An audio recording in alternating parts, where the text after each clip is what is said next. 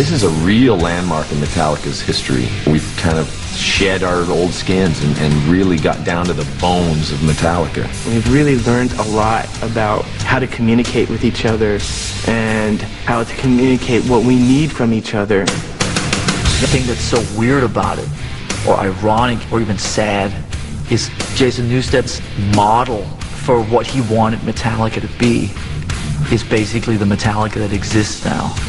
And maybe he was like the sacrificial lamb for that to happen. November 30th, 2000. Metallica hit the stage as tensions mounted, and their hard rock brotherhood reached a breaking point. I knew that was my last performance with Metallica. Appropriately, the song Fade to Black. He was just in his own little cocoon, very incommunicado. He basically just showed up. He didn't sit with us. He wasn't hanging or anything. It was just like, okay. We had told him that we needed to talk after the show. That was the first time all four of us were in one spot for like a few months. We got off stage, and Jason wasn't around. 6 weeks later, Metallica met in a San Francisco hotel room to face each other and confront an uncertain future. I had a proposition. That's how the meeting started. Let's just take 1 year off. Jason told us that he was unhappy with the band. We said, why? Don't you think that'd be cool? And we can have their time, and I could go and make my Echo Brain record. We said, we can't take time off. We have to start making an album. So I said, okay, well, I'm going to have to step off. I'm walking. We asked him to reconsider, and he wasn't really interested. I got really emotional. I started bawling, and I said, what are we doing? Is this how it's going to end? And after he left, we started to take a hard look at ourselves, turn our eyes inward. Why did Jason leave? What part was ours in him leaving? 1986. Bassist Cliff Burton is killed in a tragic bus accident, and Metallica fan Jason Newsted gets a chance of a lifetime. And there was no way anybody else was going to get this gig. This was my opportunity. Newsted joined a band still reeling from the loss of a friend, and it's not easy. The truth is, we grieved through Jason. I mean, we hazed him so hard. It was his fault. We took it all out on him. Hey, let's go! And he was always thought of as the new guy. There was the three of us and Jason. Jizzin' on ya on the bass. That ain't new, man. Remember you could say you were going to come up with something new. No, this shut up. I guess we wanted to toughen him up. We wanted him to be as tough as us. We were brutal with him. And it never ended, really. By the year 2001, family had taken precedence over the band. Both Lars and James were married with kids, leaving Jason with time on his hands. I dedicated my life to music, so I have chosen not to be married or to have children. Music makes me alive. And when Metallica came to a point where they're taking months and months of time off from playing music, I have to still play music. Jason made this record that he was super proud of, and he was told, you know, by James, you know, that he couldn't, you know, put that record on. We're brothers, and I was struggling so hard to keep, you know, it's like choking Jason. I love you. The rising conflict between Newsted and Hetfield exploded during an argument over the Echo Brain project. My dedication was being questioned. It was like, you can't be part of what's going on in Metallica, and you can't stray outside of Metallica, so you're stuck. The person I respect the most disrespected me the most. That's how I was taught to control things, through intimidation and rage. And it just hit me in the head like a brick and said, you have got to stand up for your principles. Now's the time.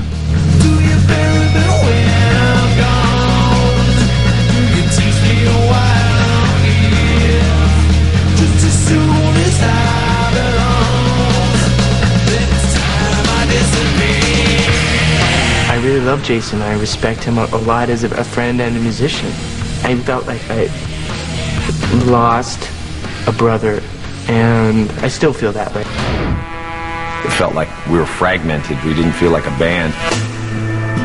Ironically, James would be next to take leave of Metallica, with his enrollment in a rehab center for the treatment of alcohol abuse only months after Jason's departure.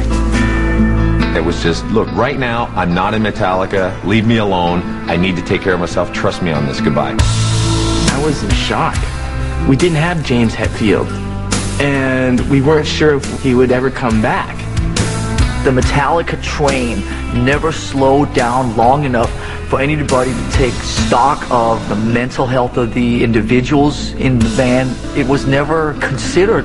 We had to hold on for dear life as this train was just going out of control to squash everybody in its way. Was Metallica's 20-year ride coming to the end of the line?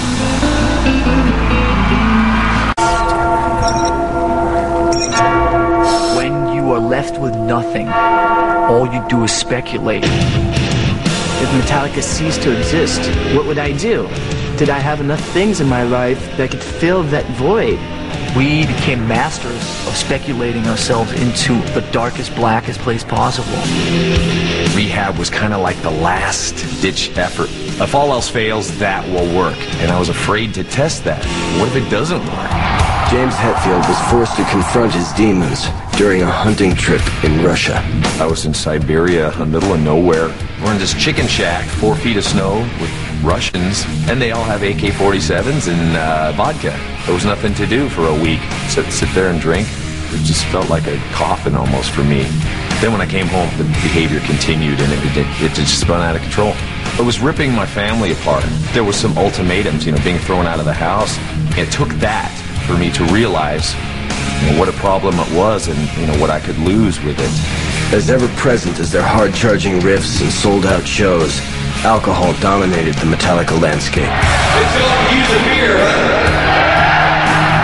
When I first met these guys, they were drinking vodka like water. Beer, pal. Alcohol brought out everything that we needed to say to each other that we couldn't say while we were sober. And it became part of our legend. Because of that, I can't really recall most of the Kill 'Em All tour. Summer 2001. Following 5 weeks in rehab, Hetfield was scheduled to join the band as they prepared to record the next album. The day before we were going to start right back up, he called up and said, look, I'm not ready to start back up. I couldn't even walk into the room with those guys. I was so fearful of just slipping back into old patterns. I'm a friggin' addict, and I can take anything to extremes. Part of me wanted to just drive over and say, like, what can I do to help you? As a friend, Metallica. But I didn't have the guts to do that. Then you kick yourself for not being aware of what the signs were, because of course there were clues planted. There was lots of grieving from the past I wasn't done with, and just lots of childhood stuff. But, I'd come out a lot in the lyrics, more than I ever knew.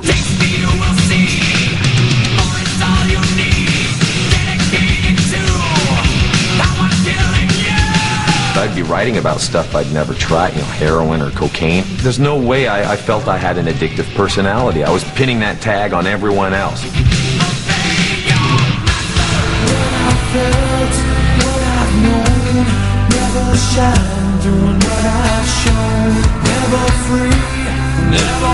Unforgiven. I could never forgive my parents for stuff. All of the problems in these lyrics, I go back now and read this stuff. It's like, my God, that's amazing. Meanwhile, Lars and Kirk felt powerless. They could do little but wait and hope for the best. He was supposed to go in for 8 weeks or so, maybe 12 weeks, but that turned out to be like 8 or 9 months. Patience is not one of my stronger qualities, but it's been exercised a lot in the last year, so I'm somewhat better at dealing with it. James Hetfield's recovery would tear down the old Metallica power structure. Now deprived of their longtime fuel of alcohol and internal conflict, could a renewed Metallica still burn with the same fire?